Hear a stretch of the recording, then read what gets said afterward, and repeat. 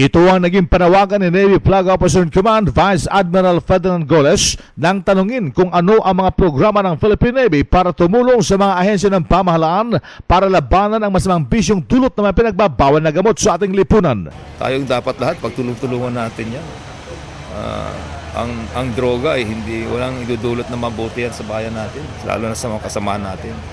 Alam ko, baka kayo, meron tayong kakilala na biktima niyan. Kamag-anak, kaibigan, o kung sino man.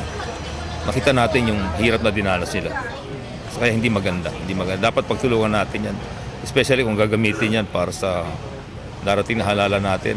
Kami pa naman, lagi namin sinasabi, pagtutulong-tulungan natin lahat dapat ito, yung magkaroon tayo ng honest, orderly, peaceful elections. Tapos merong element na ganyan. Hindi natin dapat pabayaan na makapasok yan sa activity natin gagawin. Inihayag ni Goles sa mga bagay nito matapos ang okasyon ng pagpapasinaya sa bagong maliliit na sasakyang dagat bilang bahagi ng modernization program ng Armed Forces of the Philippines. We are exerting our best efforts to move forward. Umpisa natin sa multi-role vessel at saka meron naman programa nandun na in place. Ang pinagtutunan natin ng pansin ngayon is paano natin mabibigyan ng kaukulang suporta in terms of funding requirements yung mga programa natin. Kasi hindi biro ang kumuha ng mga barkong modern ngayon.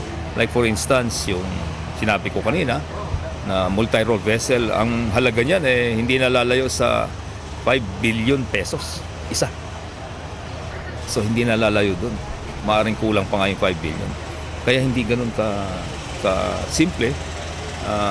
Kaya ngayon we are working on some programs for us to be able to do this.